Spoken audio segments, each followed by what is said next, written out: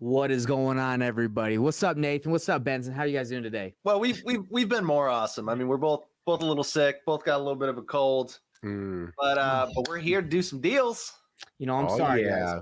But hey, man, that means a lot to me that you guys are here live, feeling stuffy, but you're still here. And today, what we're going over today, guys, is real calls and real deals, wholesaling real estate live. This is live, everybody. We're going to show you exactly how to call real estate agents live, so you don't have to guess on how to do it. We're going to give you the process. I'm going to write it down on my nice vibe board so you guys can take action, because learning's cool and it's cool to take in information, but it's even cooler to do a deal and apply what we're going to show you. So that's the goal today. My name's Nathan Payne. If you don't know who I am, I've been wholesaling real estate for about 6 years now. It's actually their anniversary is in May. So 6 years now, done hundreds of deals, done millions of dollars in transactions. I love wholesaling. I love teaching it. And I love not only teaching it, but I love helping people do deals. And that's honestly why we do so many of these live calls, is because we know you guys are finding opportunities every day that are deals, but sometimes they're slipping through your fingers through the cracks because you just don't quite know exactly how to negotiate it. But that's why we're able to help people do hundreds of thousands of dollars in transactions as well. So that's who I am. That's why we're doing this call for me, Nathan Valley. Yeah. What's up, guys? My name's Nathan Valley. Still got to work on my intro. Benson, man, you gotta help me with that. I could use some pointers. My intro is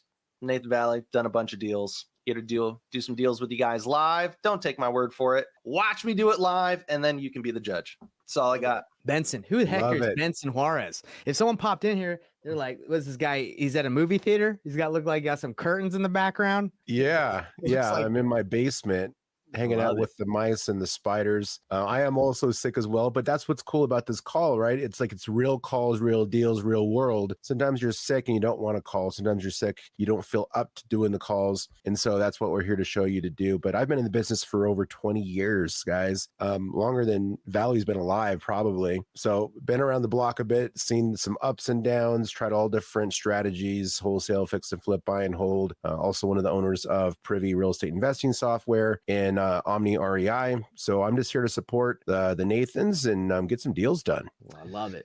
Okay. And again, guys, the plan is to show you guys the process of calling real estate agents live using Privy. We like to use Privy for our on market. And so you guys can do it, right? Because again, who cares about all this information out there if you guys aren't able to actually apply it? So that's our plan today. And our promise is we're going to make live calls. So you don't have to just sit there and be like, are these guys, have they done a deal like 5 years ago? Are they even legit? We do deals every day. We make calls. That's why we're here. Not only to show you, but we're prove to you that we're not just a bunch of jabronis, like guys that don't know what we're talking about. So without further ado, Nathan Valley, let's talk about your process. I like your process. We just got done talking about it in one of our other calls. Tell us about your process for calling agents, because we just talked to another investor where it's Benson.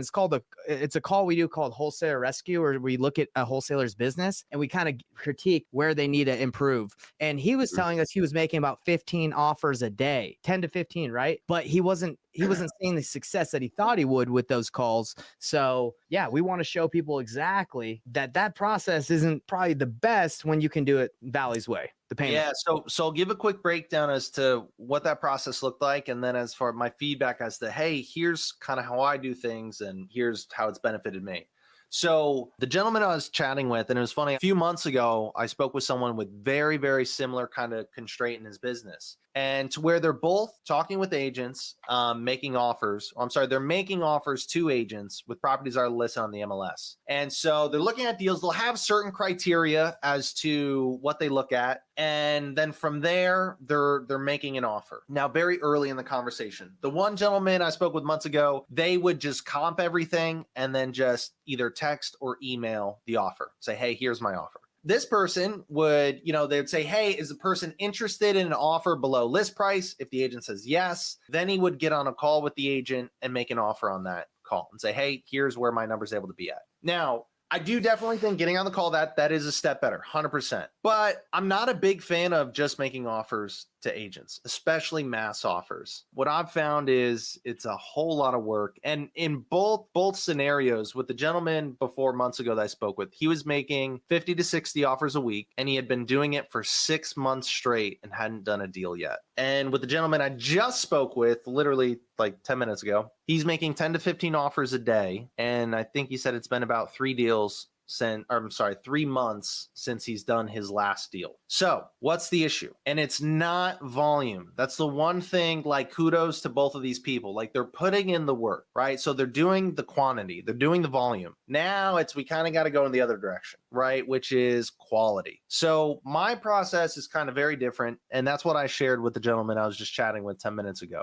And so for me, I don't make 10 to 15 offers a day. I don't even make 10 to 15 offers a week. I'm kind of on the other end of the spectrum. If I make 2 to 3 offers in a week, that's a good week. Now, it's not because I don't put in work. It's not because I don't talk to people. It's because I only make offers when I know the person's going to say yes to that offer. And you might say, well, Nate, how do you do that? We're going to get into all that good stuff. So step one is I have a much more in-depth conversation with agents. Real quick, I want to get your feedback on this, Benson. Since you're obviously you got privy. Do you vibe with that, or are you like, nah, man? I make offers all day, every day. I don't even talk to people. I just email them an offer. What's your opinion on that, Benson? I'm not writing nearly as many offers as the people that are doing it full time, right? Because obviously I've got my hands full with some things, but I would prefer quality over quantity any day of the week. Because you're thinking through these things. Like, the offer needs to be at a price point that has a high chance of being accepted, but also low enough to where there's enough margin for the deal to make sense. So that sweet spot isn't just, you don't just find it in the air. Like, you have to think about it. There's a strategy to that. So you have to have a plan of understanding after repair value. You also have to understand the local market. Who's your competition? Like, if you don't know what your competitors are offering and you're just throwing out lowball offers, well, you're never going to get a deal. And if you know what the competition's offering, because you can see the data, right? That's where Privy helps, then you could be more strategic about that. But at the same sense, if you know that everyone's offering low and you're offering high just so you can win bids, well, now you're getting properties under contract that aren't viable. So quality offers definitely will outperform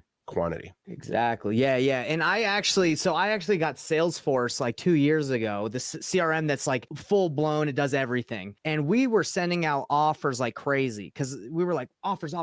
So we were just sending out offers to agents nonstop. I think we sent over 160. And these weren't just like letter of intents, guys. These were like legit offers filled out by the real estate rep C for Utah, where it was signed and it was legit. We sent out a ton of these, didn't get any deals done, 0 out of 160. And that took a lot of work to actually fill out the rep C. And then we realized, just like Nathan, you realize just because you send an offer to someone, whether it's good or not, a lot of agents look at that and they're like, I'm not going to deal with that unless it's like, so I talked to someone, I don't even know this person, right? There's just a lot of that going out there and it doesn't work that well. So if you've been doing it, kudos to you if it's working, but I've done it and it's just, I don't think it's the best way to go about it. So anyway, for anybody that's popping in on this, we're talking about the way to get your offers accepted. And yeah, Nathan, keep going through your process. I'm going to start writing it down. So the number one thing with this process is, I'm a big believer to where, well, not just believer, but I've seen it work to where, just like when you go direct to seller, there's a sales process and how I chat with them and a whole process of how I negotiate. I do the same thing with agents. I think there's sometimes this misconception of like, oh, wait, it's agents. So it's like just straight business. That's all they care about.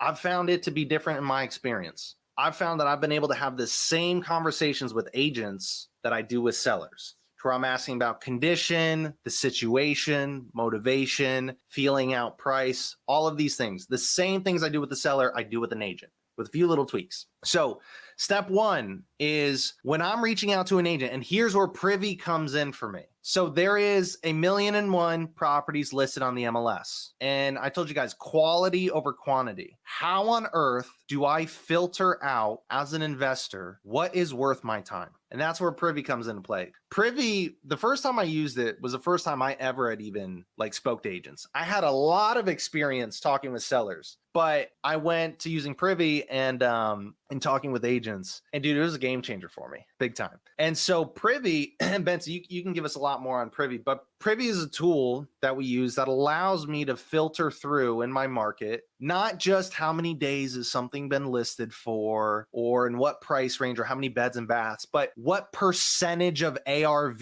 do I want to be looking at? Like, yes, guys, you heard that correctly. It is a tool to where I can put only send me properties that are listed at 70% of ARV or 80% of ARV that have also been, 3 bedrooms and they've also been listed for more than 30 days. again, I can't stress enough, like as an investor, you can spend your entire day looking through 400 listed properties, or you can spend 5 minutes and then know exactly which ones to call.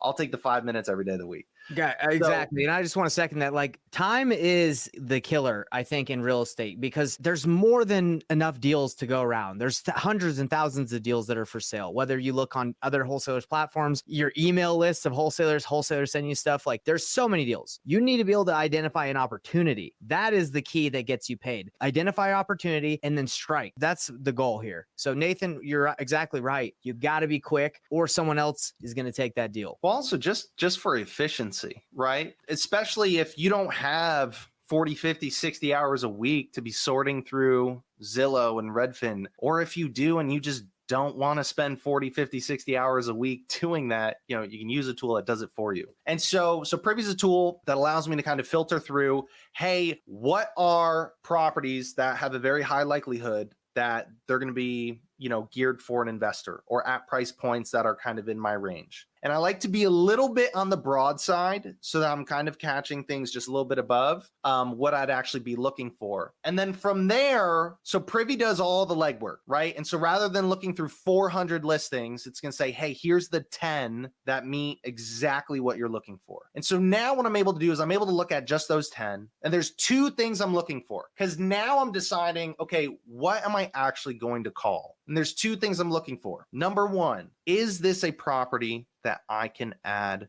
value to, right? Either me, an investor, a fix and flipper, right? Is this a property that an investor can add value to? Excuse me, does it look like it needs any updating? Does it, you know, is it in disrepair? Is it right? Can an investor add value to it? Plain and simple. In some way, shape, or form. Could be a lot of value, could be a little. Hold on here, bro. I got to stop you. So you're not calling a brand new build or a remodeled home? You're not doing that? No, no. Get those out of here. I don't want that. Okay, so you're trying to find crappy houses, pretty much. Better right. listed. Or they can be in between, right? They can look like a decent house, right? Because it can be on the fence also, right? It could be livable. It could be a great first time home. That's also outdated, you know, right? So it's anything that's kind of on the line. Again, can we add value to it, right? Does it need repairs, or could it be updated if somebody wanted to? Either one of those options.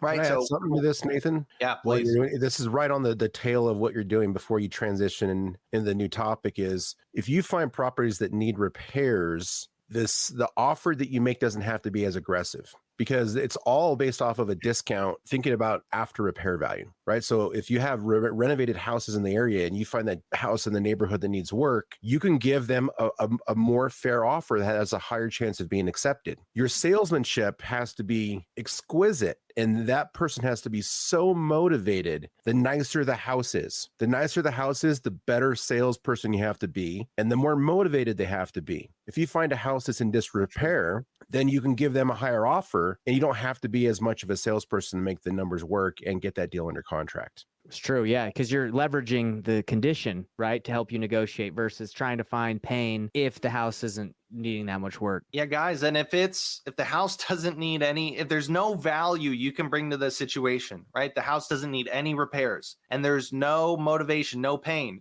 I don't care how exquisite, of a salesperson you are. You could be the most exquisite there is. Right.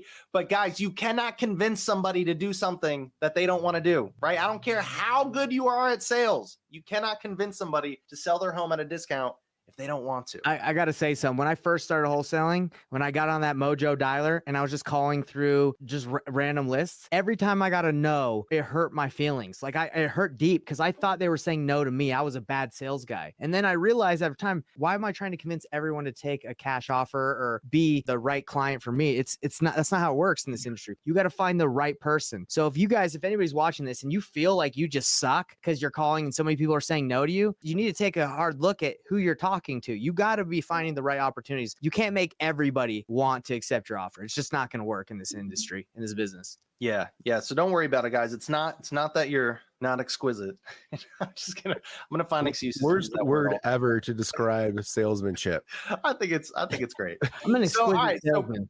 So two things we're looking for. Number one, can I add value to this property? And then number two, just like with a seller, motivation. Now, motivation, and this is where Privy comes into play also, right? I'm looking for, again, when I'm deciding, hey, what is worth my time to call? What indicators are there of motivation, right? So again, repairs and stuff through pictures, but also if a property's been listed for, on the market for, 30, 45, 60 plus days, that's an indicator of motivation. If they've dropped the price a number of times, that's an indicator of motivation. If I look at the description and it says, cash offers only, handyman special, investor special, those are indicators of motivation, right? Now, again, these are the two things that I'm looking for, right? I might only have one or the other, but I at least have one of these, right? At the very, very least, I at least have one of them, ideally both, to decide on, yep, this is worth my time to call. So now I say, great, I found the property I'm going to call on. And so I call the agent. Are we good to start hopping into what the conversation is? I want to add one more note on this. I think this is important to point out, right? You're calling agents because the houses are on the market, right? So what's the best indicator of motivation for a property? They put the house on the market, right? So everybody's chasing motivated sellers, but they're calling people who are in foreclosure or houses that are vacant or absentee owners. And they're looking for this typical off-market deal. When you go and target an on-market property, guys, you're already finding one level of motivation from the very get-go, and that's that they put it on the darn market. And you also know the price. Those are two things you don't get with targeting off-market properties. So by using the painless wholesaling approach, you're already cutting out 50% of the problem just by doing this approach right here. I love that. And to piggyback, I'm so glad you brought that up because we appreciate you. That's one of the biggest things I always forget to mention is, with wholesaling, it's, we want to do, how do I do a deal as fast as I can? Talk to the most motivated people. And who's the most motivated sellers? The ones that already have the house listed on the market saying, hey, I'm ready to sell. It's already listed.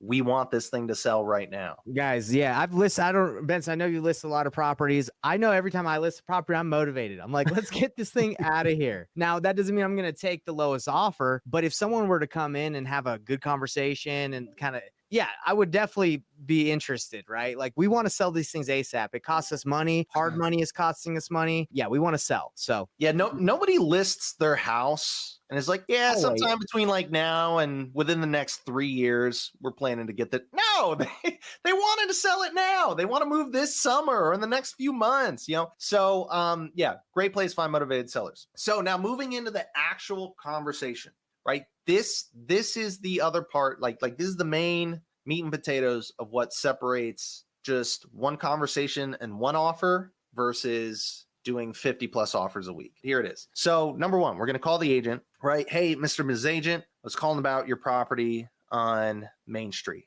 They're like, yeah, it's my listing. What can I do for you?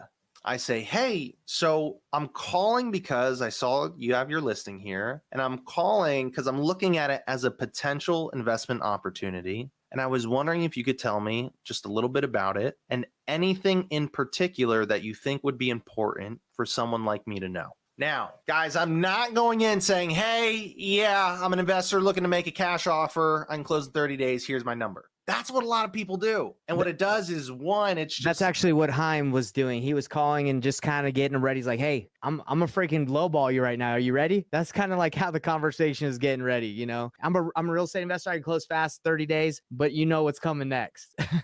Right. So, well, no, but you're going in with a really soft approach. So, and we're saying, hey, I'm a real estate investor, right? Or I'm sorry, you're not even saying that, right? You're doing it softer than that. You're saying, hey, I'm looking at it as a potential investment opportunity, right? So we're going in really gentle. And I was wondering if you could tell me a little bit about it and anything in particular that you think would be important for someone like me to know. So I'm asking a pretty open-ended question. I'm leaving it broad and just giving the filter of, hey, anything you think that would be good or important to an investor, let me know. And guys, you want to leave it open and let them talk. You will be surprised how much information some agents will share with you. They'll tell you about what's going on with the family and all the drama, and they'll tell you every single offer they've got. Like it's great. So we leave it open, right? The agent starts telling you a little bit about the house, the condition, maybe some things about the situation, maybe not. And then here's what you're going to do. At some point in the middle of that conversation,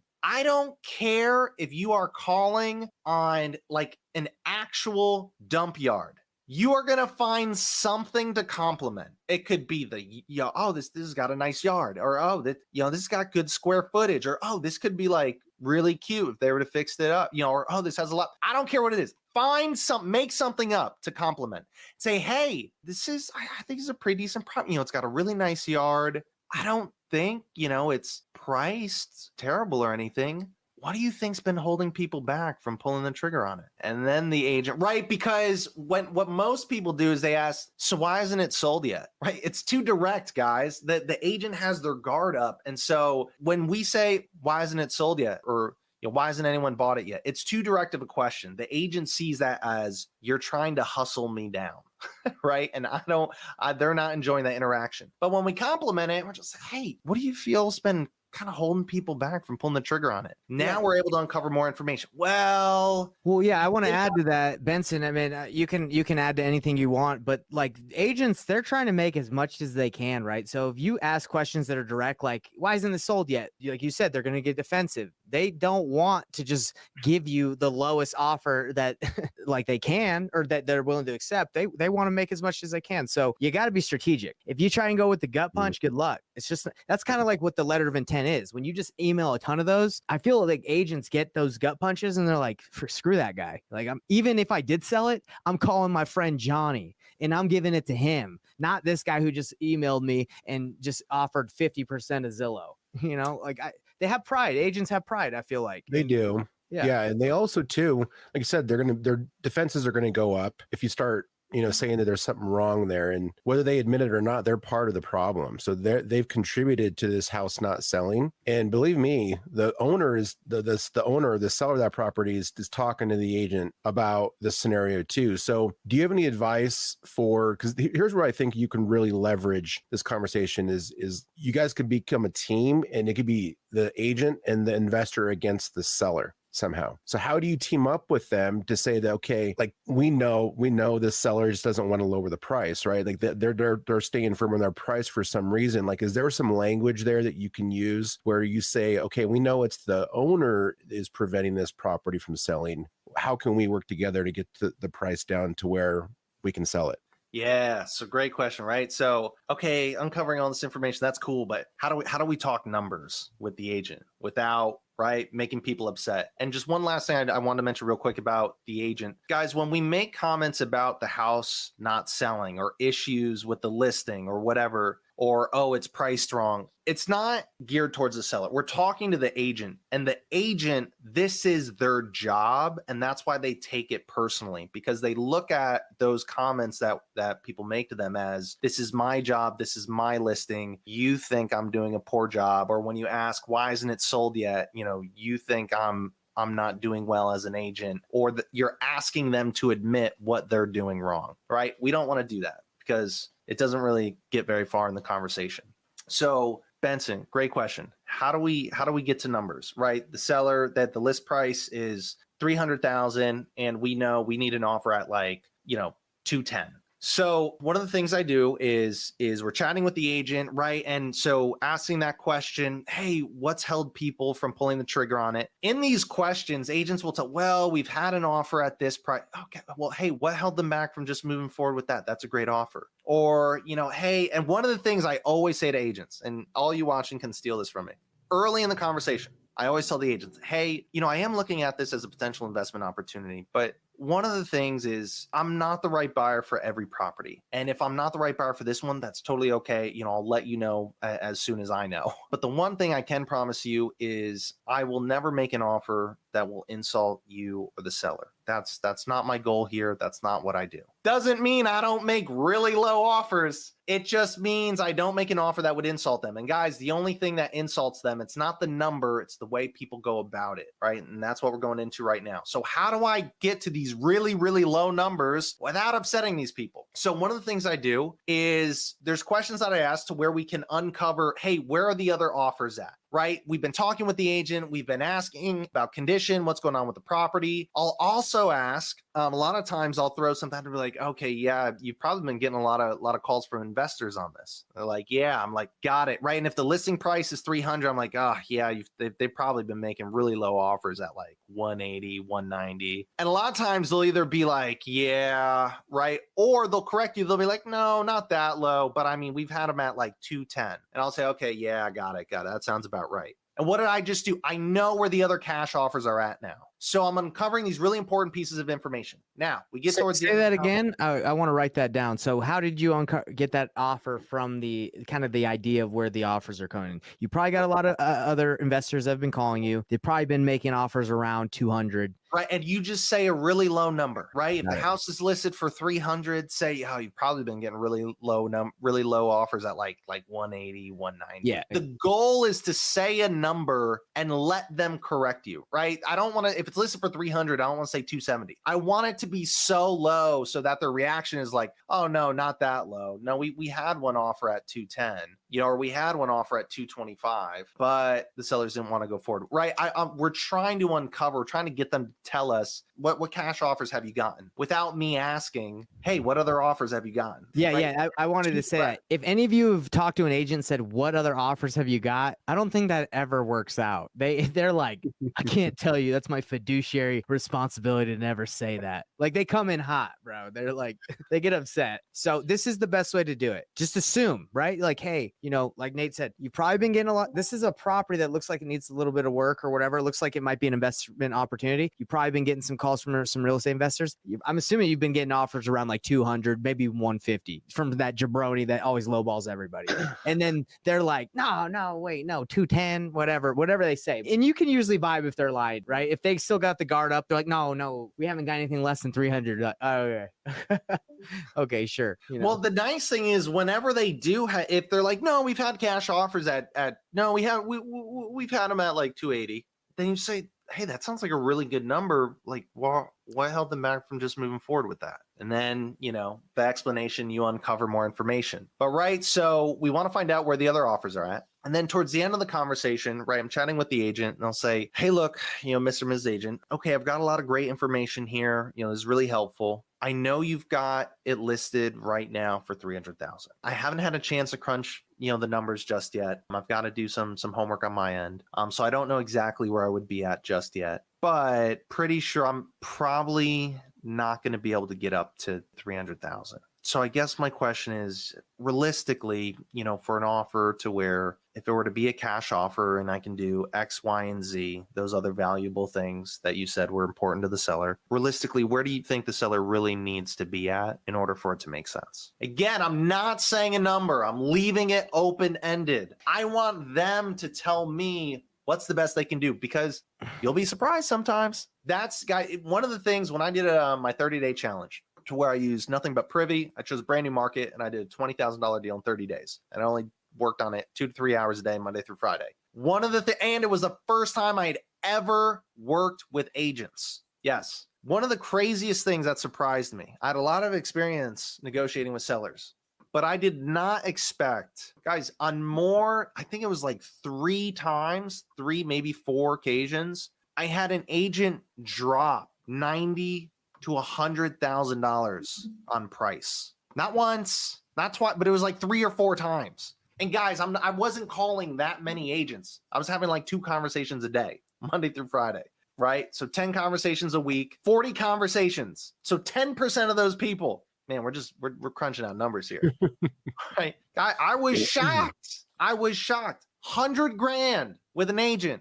listed. That's a big deal, right? So that's why we want to leave it open. So we want to leave it open to see what they say. And a lot of times you'll be surprised. Sometimes, right? A lot of other times though, you might not be surprised, right? They're like, yeah, for a cash offer, they'd really need to be at 280. Now, the one thing, even if that's not close to your number, still give yourself a golf clap, because you now know, okay, I'm working with a price that nobody else knows about, because it's still listed at 300. Everybody else in the world, they're only seeing 300, but 280 is what they'd actually be willing to accept. So now here's the secret sauce. Agent says, yeah, it would need to be at 280.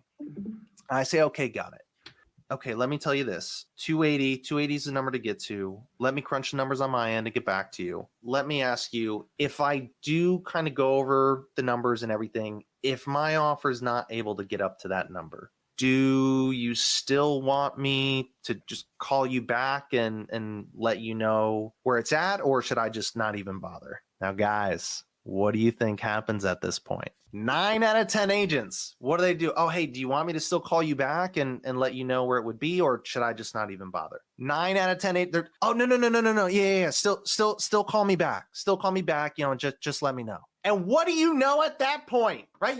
Like, oh, okay, I've got it. Like, if they say, no, yeah, call me back. Like, just let me know. You know that they'll accept that 280 is not their lowest number. Right. There's room there. I don't know if it's 10 grand. I don't know if it's 50 grand, but I know 280 is not their lowest number. So, okay, this is great. And guys, the thing is, on the flip side, if the agent, right, if they say 300, they're like 280 is the lowest they'll accept. And be like, hey, should I bother calling back if I'm lower than 280? If the agent without hesitation is like, no, don't even bother calling back. Like, if you can't do 280, like, don't waste your time. Yo, let me say, okay, and I don't waste my time, right? And I don't insult that agent. I don't call back, right? If I know I need to be at 200 or 190, right? And now you know, right? So you don't have to waste your time. So let me say something really quick, Nathan, about offers. So a lot of people talk about offers, make a ton of offers. I think it's gotten skewed over time, right? It's not because you can make 1,000 offers in a day. If they're crappy offers, it's a waste of time. You want to make good offers. So Nate, you have something that you like to talk about when it comes to offers.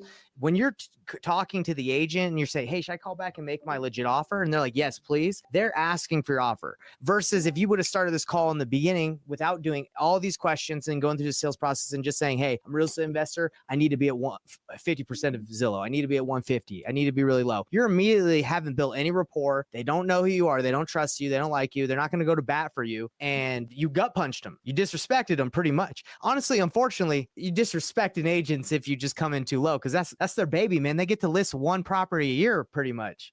So if you come in there and gut punch their one baby they're trying to make 15, 20K, they're going to get hurt. But if moral of the story, stop punching babies. Yeah. That's their baby, dude. I'm telling you, man, like, Benson, I know the statistics are like most real estate agents majority list like 1 or 2 properties a year, right? And maybe there's it's the 80-20 rule. Maybe there's 20% that are crushing it. And then there's the other 80% they get one. So when you call them and you offend them with that low offer, they're just going to say no, probably out of just being disrespected, unfortunately. So you got to do it. Like, Nate, go ahead and talk about offers and how to get them accepted. Yeah. And so the thing is, guys, so you've got 2 scenarios. Either they say, yeah, don't bother calling back, right? And at which point you now know, and you don't need to bother calling back, and you can move on to the next person or the next lead, right? And the way I end that conversation is like, okay, got it. And what I'll do is maybe I'll send a text later that, right, if I know I'm like, hey, I need to be at like 190, 200, I'll wait like a couple hours and I'll just shoot a text, or maybe give a call and just say, hey, yeah, sorry, it looks like I'm not able to get to the 280. If circumstances were to ever change, please feel free to reach out to me. Or if you have anything else down the pipeline that you think might be a better fit for me, please feel free to reach out anytime, right? And now here's the thing. That's a relationship that you didn't damage, right? And that's somebody to where it might not be a deal on this specific listing, but what about the next one, or the house after that, or the house after that? Right. So you get to keep these relationships and not ruin it because you still made that low offer. And then for the agents that said, oh, yeah, no, give me a call back. Well, now you get to call back, and whatever number you need to be at, you have permission. When I call back and they said 280, but yeah, let me know where you're at. When my offer is at 190, or when I call back, I'm gonna say, hey, you sitting down? Like, oh, it's really far. Are you sure? And they're like, yeah, no, hey, it's just a number. Like, all they can say is no. I'm like, no, but it's really far off. They're like, well, what is it? Again, like, it's not to the penny, but I would need to be in like the 170 to like 185-ish range. Now, here's the thing. Again, they don't get upset with me because they literally asked me to call them back and let them know. This is where now you'll get, oh, okay, wow. Yeah, that is a bit far off. Yeah, I don't think the seller's going to be able to work with that. That's your worst case scenario. I'm not getting hung up on. I'm not getting cursed out. I'm not getting attitude. I don't even have a ruined relationship, because here's the thing. People do business with people they know, they like, and they trust. And again, guys, here's what's so valuable with working with agents. Again, there's a lot of great things about going direct to seller, but if I'm talking to a seller, 99 out of 100 sellers, you're just going to do that one deal, that one house with them, and then that's it. An agent can be worth property this month, this year, next year, the year after that, right? The lifetime value of that one relationship can be worth hundreds and hundreds and hundreds of thousands of dollars. You don't want to ruin that just because you made a really low offer up front. Do you want to talk about the 35K deal that we did a couple weeks ago that we didn't make the offer until we knew they would accept it? I think that would be a good one to talk about how that works, how this works. Yeah. We could definitely talk about that. I would bring that up. Train of thought. There was like one more thing I was going to say on that. But, and one thing I want to point out, guys, the conversation that I went over, for those of you that are like, I know we're investors. I know we gotta make offers at really low prices. Does that conversation seem like something doable, right? For those of you watching and listening, does that seem like a conversation like, hey, that doesn't seem so bad? Like, I'm not just like, punching people in the gut saying, hey, I know you got listed for 300. I can offer 170. No, we're having this really like a human conversation, right? And we're getting permission. We're not getting yelled at, all these good stuff. So 35K deal. So there was a deal, and this was one, I'm glad, because this deal will bring up one more thing that I didn't Vincent, I feel like you, before we go into this, you got anything you want to add? Because we love to hear from you, brother. Well, there's a couple things here that are interesting. I just want to point out the way the call started here, where we talked about quality over quantity, right? And that was just a description of exactly what a quality offer looks like. And by the way, you never even had to write an offer in one of those scenarios, but you still built the relationship, right? So that is the most valuable piece of what we're getting here, is that, and again, Valley just ended with that, is the relationship building process. You can't build a relationship by just sending out blind offers. There's zero relationship building going on there. With this process, you're building relationships, and there's a good chance you might get a deal out of it, right? Which is like 100%. Twofold. So you might get a deal and you just built a relationship. And if you can close on that deal, not just get it under contract, but you got it under contract at the right price, and you have a good disposition strategy, and you can actually get to the closing table, that agent's going to freaking love you, right? So you have an opportunity to prove to them that you're going to be a valuable partner, and they're going to want to send you all their deals. So you got to close it, right? So don't just get the property in your contract with an offer where you can't disposition it, because you need the demand on the back end, because you could ruin that relationship by locking it up at a wrong price, wasting 10, 15 days of their time and their seller's time, and then having to cancel that contract. That's worse than if you didn't write the offer at all. Yes. So the last point I want to make is with the relationship. Guys, the thing is that house that's listed for 300 today, nobody's buying it. When the seller does come to that moment to where it's like, okay, like we're ready to accept that cash offer, that investor offer, the reality is at that price, there's a million investors to where it's a deal for all of us. But who's the one person that's going to get it, right? The agent is going to remember, oh, there was 20 people that were just really rude and just gave me like these really low numbers, no explanation, no conversation, nothing. Oh, but Nathan Valley or Benson or Nathan Payne, that one guy, I remember he was really nice to chat with on the phone. I got to see in demonstration how he does his business. I feel like there's a better way to word that, but right, there's a better way he goes about the business, right? I know him. I like him. I trust him. He's going to be the person I call. Yes, it's still listed on the market today for 300. That's what everyone's seeing. But he's going to be the person I call when the seller tells me, hey, we're ready to accept that offer at 210.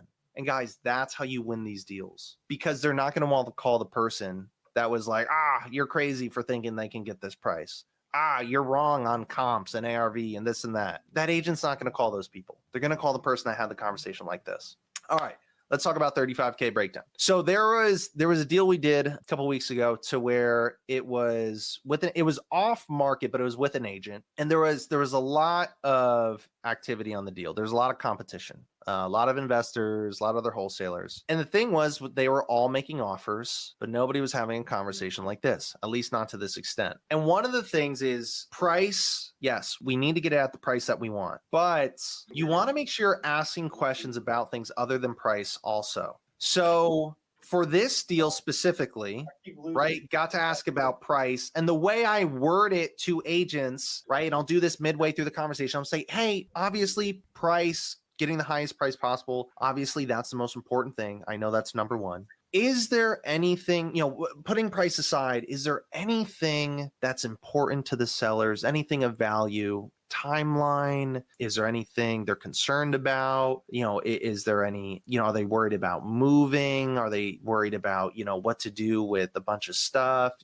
Anything at all like that, anything that, could potentially be of value to them, right? And you want to kind of give a few examples to get the agent thinking of like, oh, okay, well, there is this or there is that, right? And you want to try to pull out what are things other than just price that are important to the seller. And so on this deal, this was a deal to where there was a lot of competition. There was a number of offers, and our offer was like $20,000, $30,000 less than the rest of the competition. And there's a few reasons why they went with our offer. Number one was because we made an offer that no other wholesaler could compete with. What do I mean by that? Every wholesaler is making an offer with an inspection period, a 3-day inspection period, 5-day, 7-day, 10-day inspection period, whatever it is. Why? Because they need to get it under contract and then blast it out to their buyers list and hopefully try to fulfill on the promises that they made to the seller. The thing is, this is a seller that was about to lose his home to foreclosure. If somebody were to get this house under contract and not be able to perform and have to cancel that contract, this seller would have lost everything. Keep that in mind, guys, when you're wholesaling. There is a way you can do this business that's responsible and ethical, right? But this seller would have lost everything. So we were able to make an offer that was 0 days due diligence, had a $50,000 non-refundable earnest money deposit, right? And the reason why we did that is 0 days due diligence, really large non-refundable earnest money deposit. Why? To give that seller absolute certainty this is going to happen. You say yes to this, it's a done deal.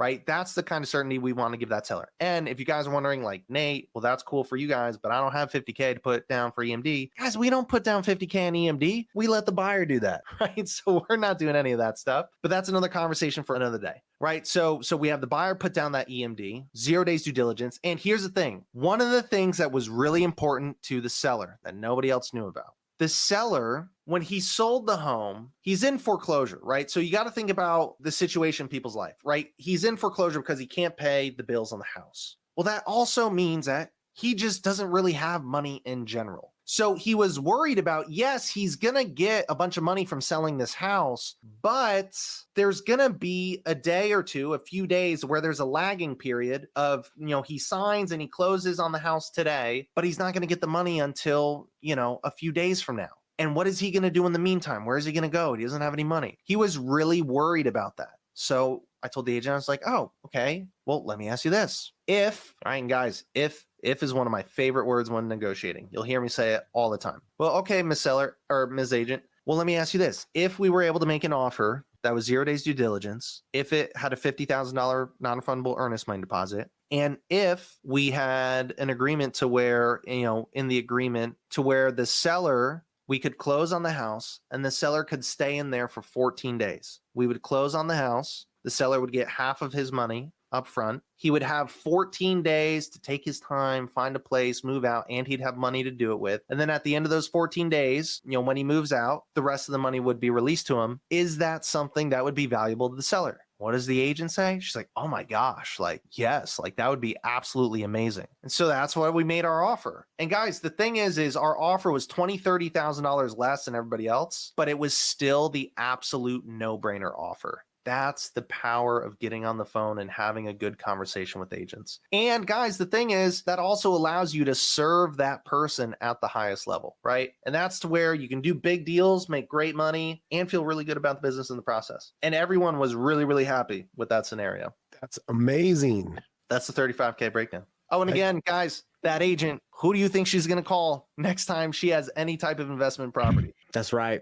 Yeah. So I wanted to reiterate and just add to that, Nathan. It really if you can offer an agent 0 days due diligence, 1 day due diligence, and a lot of non-refundable earnest money, people, they just want certainty. That's what I want. I don't want to get tied up for 7 days, 14 days, not have it go through, and then I'm screwed and I got to do it again. So guys, if you want to get more of your offers accepted, get tight with buyers, know what people are buying, and then do deals like this where you can do non-refundable earnest money, 1 day 1-day due diligence, 2-day due diligence, get people through. But if you are going to do something like 7 or 14 days with $1,000 down or $500, good luck. I wouldn't accept that offer as an agent. I'm not a real estate agent, but I would say you're going to give me $500 and you're going to ask for 14 days. What do you got? What do you need 14 days for?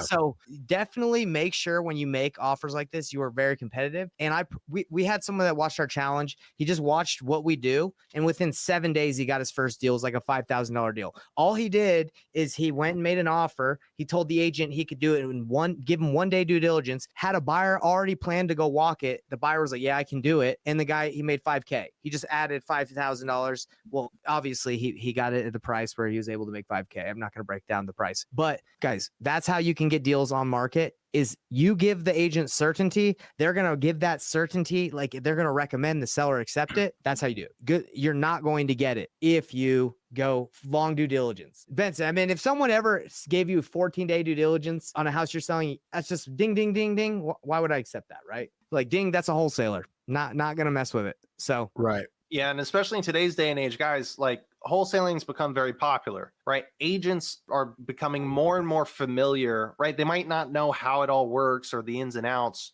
but they know to be aware of it, right? And a lot of them are taught to just stay away from it. So that's why you want to strategically be able to go about the business in a way to where you can sidestep all of those issues. And that's why flipping the painless way is honestly the easiest way to do it. You know, it's a lot easier to make offers when you already have the property sold. It's a lot easier to make offers when you know what people will pay. Right. And that's why Privy's awesome. But unfortunately, a lot of people that get in this business that are new, they either go too low and no one's accepting their offers, or they go too high and they're screwing people over. Don't do that. Learn how to do it the right way, the painless way. But anyway, we were going to make some calls, but this call went a little longer than I thought, guys. And we usually try to keep it to an hour. We don't want to, we don't want people's ears to, start bleeding. Just it'd be too long. So there's always next week. There's always next week. That was a promise we made, but I'm already breaking my promises. Hey everybody, what's up? It's Nathan Payne, and for the first time ever, we just released this insane training bundle that has literally everything that I've learned from doing a combined 4,000 deals in real estate, all from starting with absolutely no previous business background experience or any real estate experience. Plus, there's over $19,000 worth of free gifts that we're throwing in, all for an insanely low price. If you want to get your hands on this, be sure to click the first link on the description below right now.